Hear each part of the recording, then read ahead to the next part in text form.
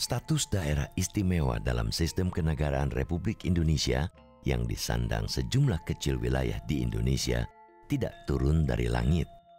Status daerah istimewa yang disandang wilayah Yogyakarta hingga saat ini memiliki jejak sejarah yang panjang dalam proses kelahiran dan perjalanan politik negara kesatuan Republik Indonesia. Terutama jejak dukungan dan keterlibatan besar Kesultanan Yogyakarta dalam mempertahankan keberadaan Republik Indonesia sebagai negara yang berdaulat pada masa revolusi mempertahankan kemerdekaan bangsa Indonesia.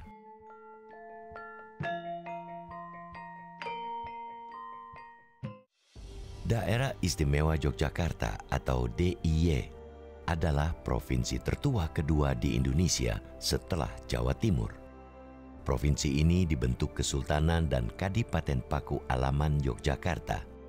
Provinsi ini memiliki status istimewa atau otonomi khusus. Status ini merupakan warisan dari zaman sebelum kemerdekaan bangsa Indonesia dan telah diakui dunia internasional. Jadi kalau bicara tentang keistimewaan Jogja itu kan sebetulnya sejak di era penjajahan dulu statusnya sudah istimewa sebagai di era Belanda ada special gebied ya. Kemudian di zaman Jepang itu sebagai daerah yang khusus ya, koti ya. Nah, setelah bergabung dengan Indonesia itu mendapatkan status khusus dari pemerintah negara RI menjadi daerah yang istimewa. Nah, kalau bicara hari ini itu kan ada Undang-Undang Nomor 13 Tahun 2012 tentang keistimewaan DIY. Didefinisikan bahwa keistimewaan Jogja itu bicara soal keistimewaan status hukumnya, kedudukan hukumnya.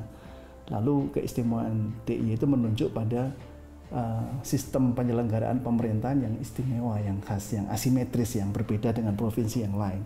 Dari situ kemudian ada kewenangan-kewenangan istimewa ya. Kemunculan Kesultanan Yogyakarta sebagai sebuah negara tradisional merupakan konsekuensi atas konflik internal yang menimpa Kerajaan Mataram. Sebagai hasil dari Perjanjian Giyanti, Pangeran Mangkubumi yang kemudian bergelar Sultan Hamengkubuwono pertama mendirikan Kesultanan Yogyakarta pada hari Kamis Pon 29 Jumat Dila Awal B 1680 atau 13 Maret 1755 dengan mewarisi sistem pemerintahan Kerajaan Mataram.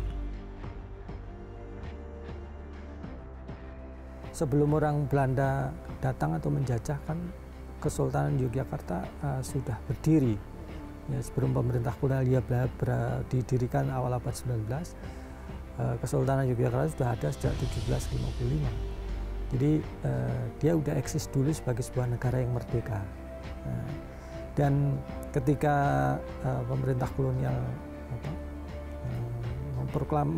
dibentuk oleh Belanda setelah VOC bangkrut itu, maka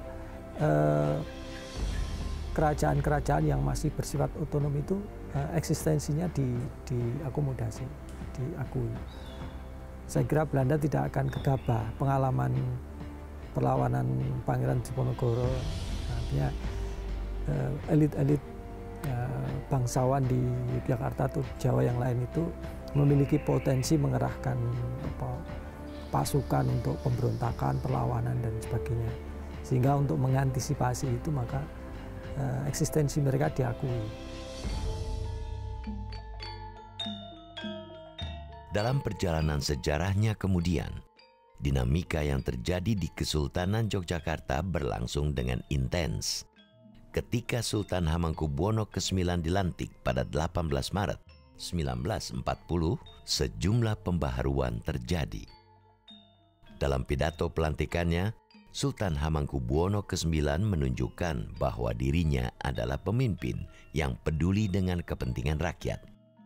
Sultan menyatakan sejumlah gagasan pembaharuan dan reorganisasi dengan memadukan unsur-unsur tradisional dan birokrasi pemerintahan baru yang berfungsi melayani rakyat.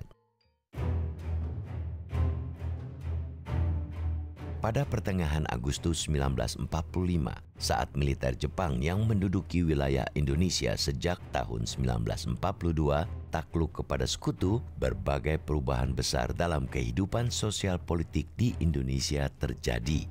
Saat Soekarno dan Hatta atas nama bangsa Indonesia memproklamirkan kemerdekaan Indonesia pada tanggal 17 1945, Sultan Hamengkubuwono ke-9 langsung mengirim telegram ucapan selamat atas kemerdekaan Indonesia pada Soekarno-Hatta. Lewat ucapan selamat ini, Sultan Hamengkubuwono ke-9 secara tidak langsung menunjukkan dukungan dan pilihannya untuk bergabung dan menjadi bagian dari negara baru yang diproklamasikan tersebut. Di waktu itu memang Kesultanan Ngayogyakarta itu sudah punya sistem pemerintahan sendiri, sudah punya undang-undang sendiri, ya. Tapi beliau mengatakan tidak ada negara dalam negara. Kalau beliau berdiri sendiri, nanti Republik Indonesia itu seluruh Indonesia, kan ini berarti negara dalam negara. Beliau tidak mau, lebih baik menyatakan bergabung. Monggo, saya sekarang tunduk pada Undang-Undang Dasar 45. Monggo, saya sekarang tunduk pada Undang-Undang Negara Republik Indonesia lainnya. Oleh sebab itu, Bung Karno juga menghargai tulus, ikhlas, dan jasa baik Sri Sultan Hamengkubuwono, sehingga kemudian dimasukkan dalam Undang-Undang Dasar 45. Pasal 18B yang menyatakan negara mengakui dan menghormati adanya satuan daerah yang bersifat istimewa. Itulah Jogja. Menurut saya itu sebuah pilihan kenegarawanan beliau ya. Kalau bicara peluang untuk merdeka sendiri, oh jelas dong. Itu pada waktu itu pihak penjajah juga memberikan peluang dan iming-iming juga untuk mendukung Kesultanan dan Kadipaten Pakualaman ini. Tapi Sultan adalah seorang yang ikut berproses kan di dalam proses pengkristalan nasionalisme Indonesia, sehingga adalah sebuah pilihan bagi dia, dan akhirnya kita melihat dia punya pilihan untuk mendukung bergabung dengan RI. Jadi saya pikir itu sebuah pilihan kenegarawanan beliau gitu loh.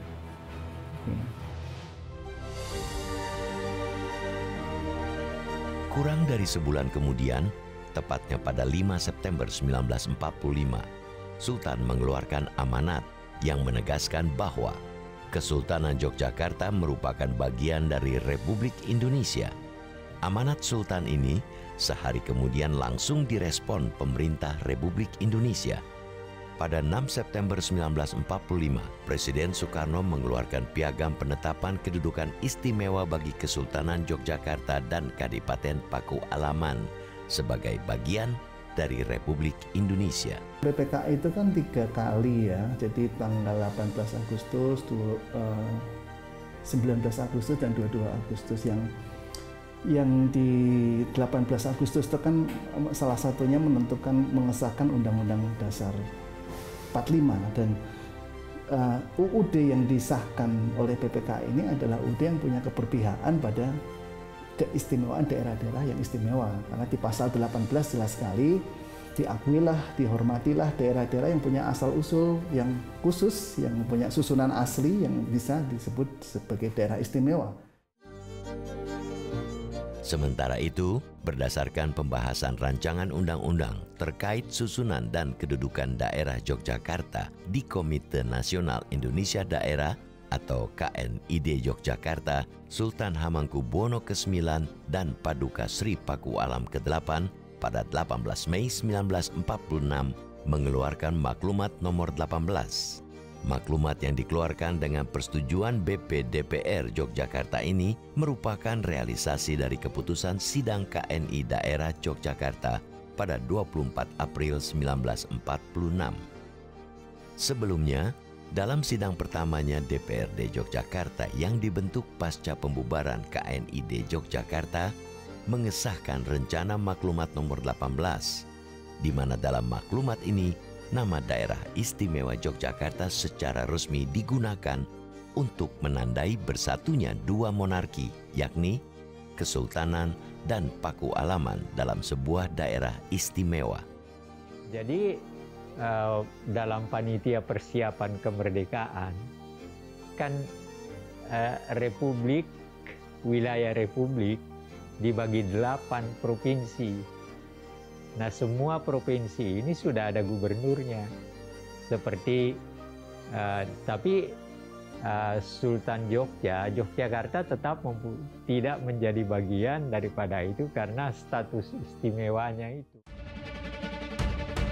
Pada sepanjang tahun 1946 hingga 1949, saat berlangsung revolusi untuk mempertahankan kemerdekaan Indonesia yang tengah dirongrong Belanda lewat nikah atau pemerintahan sipil Hindia Belanda, pihak Kesultanan dan Pakualaman Yogyakarta menjadi pendukung sepenuhnya keberadaan Republik Indonesia. Setelah menyatakan bergabung, itu Sultan dan juga Pakualam menyatakan diri untuk memimpin Yogyakarta sebagai daerah istimewa di dalam Republik Indonesia. Itu di dalam amanat 5 September tahun 45. Itu makanya disebut sebagai embrio keistimewaan Jogja.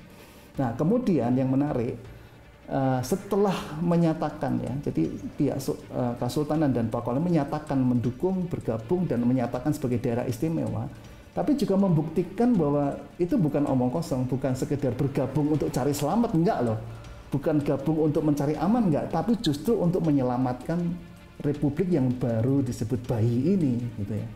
Nah, makanya di akhir 45 kan suasana Jakarta nggak kondusif lagi, ada serangan ada penjajah pengen masuk lagi, lalu kemudian ya Yogyakarta akhirnya menjadi sebuah tawaran, menjadi sebuah peluang untuk menyelamatkan republik ini. Nah, lalu 4 Januari 46 jadilah pindah di Yogyakarta, ibu kota republik, dan itu berbicara tentang kontribusi yang sebenar-benarnya, karena apa, fasilitas, infrastruktur, pembiayaan pemerintahan, termasuk pengcoveran kepemimpinan itu dilakukan oleh Yogyakarta untuk mendukung pemerintahan Indonesia itu.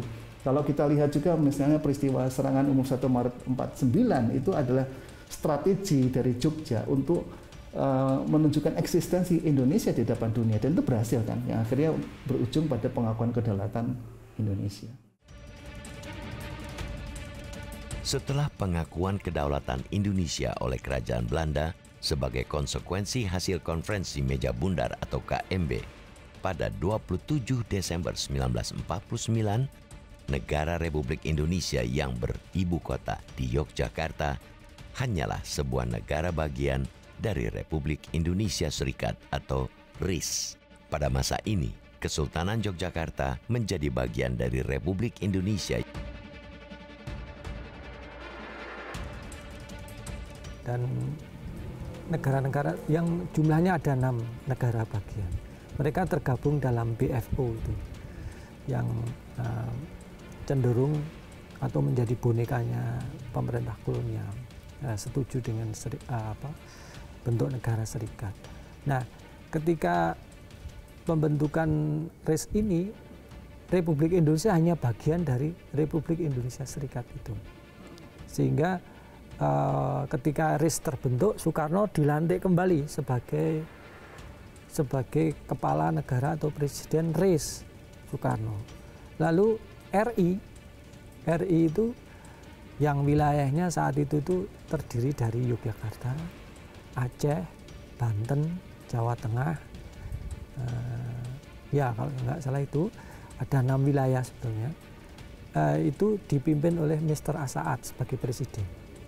Nah, statusnya RI seperti negara-negara bagian yang lain tuh, negara Pasundan, negara Indonesia Timur dan sebagainya itu, yaitu sebagai bagian dari RIS. Nah, situ.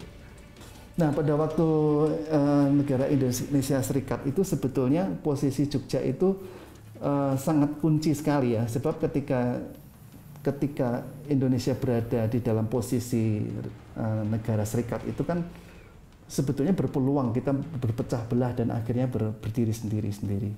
Nah, tetapi kan di situ Yogyakarta mempunyai kepemimpinan ya, dan kekuatan untuk akhirnya mengembalikan kepada NKRI ini. Republik yang baru berdiri, yang sedang digoyang dan terus digoyang, dan ketika di zaman RIS itu berpotensi untuk berpecah belah. Tapi kekuatan Yogyakarta itu menjadi magnet. Kan sampai akhirnya di RIS itu menjelang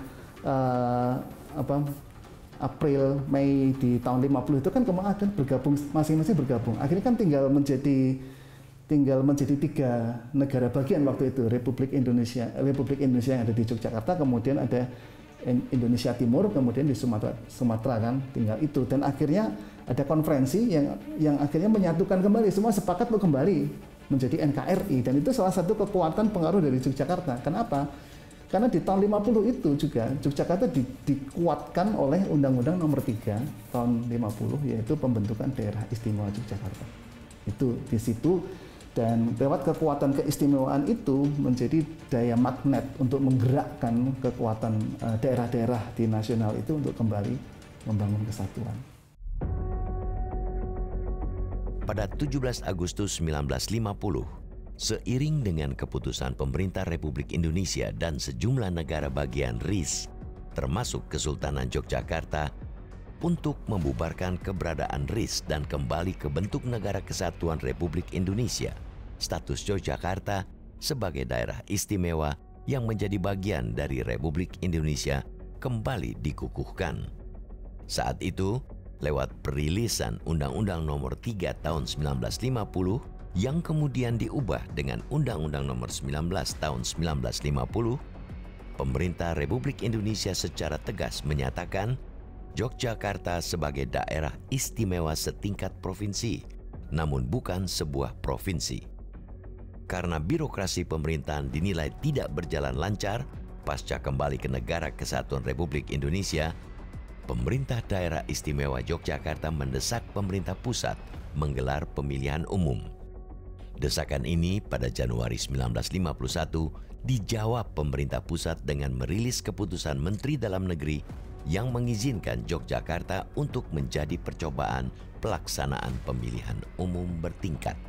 Atas dasar keputusan ini, pada 7 Oktober 1951, pemungutan suara untuk memilih anggota DPR Yogyakarta digelar.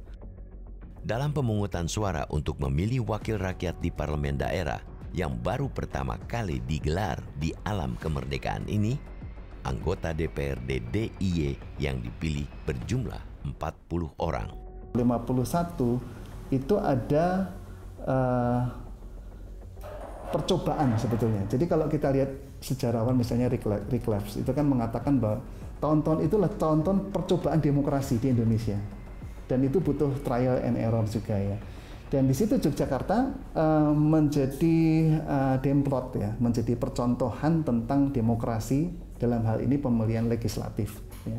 Sehingga yang dimulai pertama kali tahun 51 itu adalah pemilu pemilihan legislatif, dan itu sangat berhasil pada waktu itu. Menurut catatan arsip ini 88% partisipansi dari masyarakat di dalam pemilu ini. Sehingga ini menjadi satu contoh bagi nasional untuk pemilu bisa diadakan karena ada contohnya di Yogyakarta. Pada tanggal 1 September 1965, pemerintah mengeluarkan Undang-Undang Nomor 18 Tahun 1965 tentang pemerintah daerah.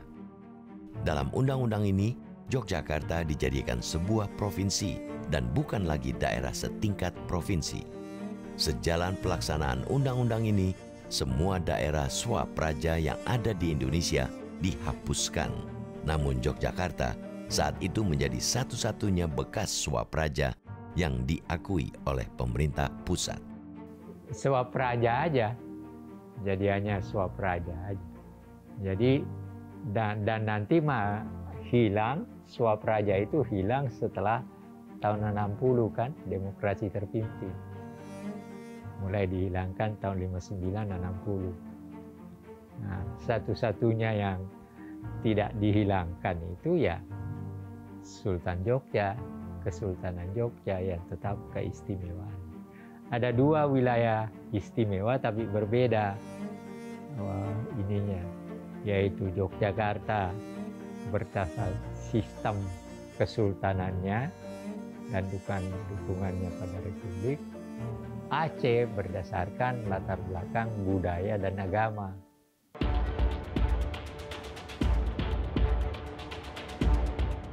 Pasca peristiwa Gerakan 30 September 1965, terjadinya pergantian pemimpin pemerintahan dari Presiden Soekarno ke Presiden Soeharto ikut mempengaruhi sistem penyelenggaraan pemerintahan daerah, termasuk daerah istimewa seperti Yogyakarta. Sejak tahun 1973 hingga tahun 1978, Sultan Hamengkubuwono ke-9 diangkat menjadi Wakil Presiden Republik Indonesia. Karena jabatan barunya ini, Sultan tidak bisa aktif mengurusi daerah istimewa Yogyakarta, sehingga urusan pemerintahan sehari-hari dijalankan oleh Sri Paduka Paku Alam ke-8. Sementara itu, lahirnya Undang-Undang Nomor 5 Tahun 1974 tentang pokok-pokok pemerintahan daerah yang mendefinisikan desentralisasi sebagai penyerahan urusan pemerintahan dari pemerintah atau daerah tingkat atasnya kepada daerah, ikut mempengaruhi keistimewaan bagi daerah istimewa seperti Yogyakarta. Penyeragaman kedudukan pemerintah daerah ini kurang memberikan pertimbangan terhadap kearifan lokal dan keberagaman latar belakang tiap daerah. Selain itu, peraturan baru ini juga kental nilai-nilai sentralistik.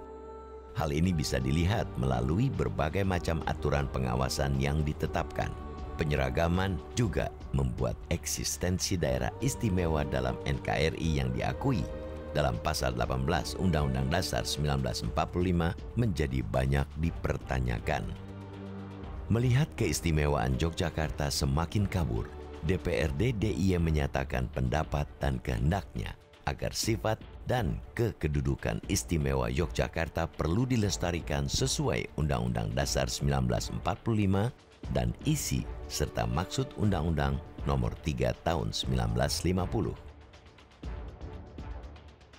Saat Sultan Hamengkubuwono ke-9 wafat pada 1988, pemerintah pusat tidak mengangkat Sultan Hamengkubuwono ke-10 sebagai gubernur definitif, melainkan menunjuk Sri Paduka Paku Alam ke-8 yang kala itu menjabat wakil gubernur sekaligus wakil kepala daerah istimewa, menjadi pejabat gubernur sekaligus kepala daerah istimewa.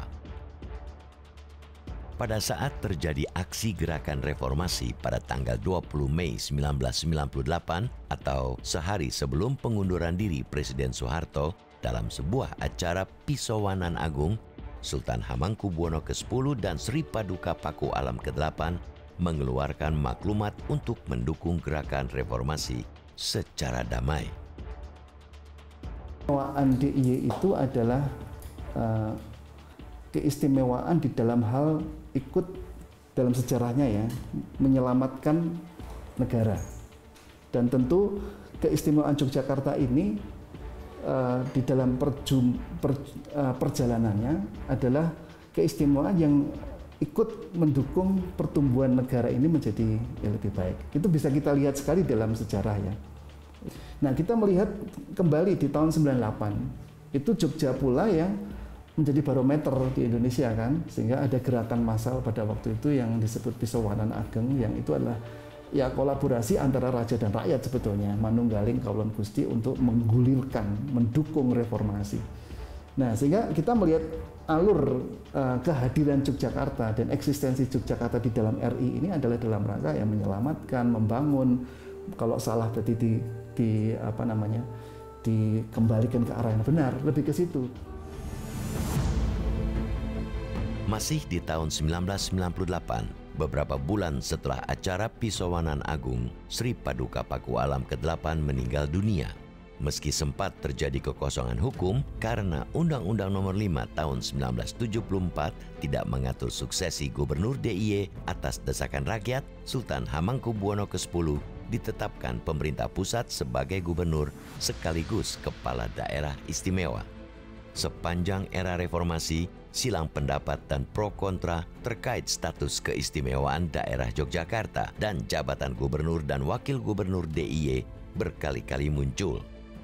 Di tengah silang pendapat masyarakat, pada 7 April 2007, Sri Sultan Hamengkubuwono ke-10 sempat mengeluarkan pernyataan tidak bersedia lagi dipilih sebagai gubernur setelah masa jabatannya selesai pada tahun 2008. Namun, keinginan Sultan ini tidak bisa terrealisasi karena DPRD DIY kembali mengangkat Sultan Hamengkubuwono ke-10 sebagai gubernur DIY periode 2008-2011 dan kemudian memperpanjang lagi jabatannya dari 2011 hingga 2012. Untuk menjawab berbagai pro kontra yang selalu muncul, terutama terkait keistimewaan daerah Yogyakarta dan status kepala pemerintahan daerah Yogyakarta, pada 10 Mei 2012, Sultan Hamengkubuwono ke-10 didampingi Adipati Pakualam ke-9 mengeluarkan dekrit kerajaan Sabda Tama. Dekrit ini pada intinya berisi bahwa Sultan Yogyakarta yang bertakhta menjadi gubernur dan Adipati Pakualam yang bertakhta menjadi wakil gubernur. DIY, karena di dalam undang keistimewaan itu ditegaskan tentang tujuan dari keistimewaan itu, yang salah satunya adalah membentuk penyelenggaraan pemerintahan yang khas, yang istimewa. Ya, itu menjadi keunikan dari keistimewaan. Nah, di situ kita melihat bahwa keistimewaan di dalam pemerintahan ini adalah satu kepemimpinan di mana Sultan dan Pakualam yang bertahta itu ditetapkan, ya, bukan dipilih, ditetapkan menjadi gubernur dan wakil gubernur. Di situ satu. Kemudian keistimewaan ini memungkinkan, ya, karena faktor kepemimpinan ini memungkinkan Yogyakarta dibangun sistem pemerintahannya berbasis kearifan lokal, ya.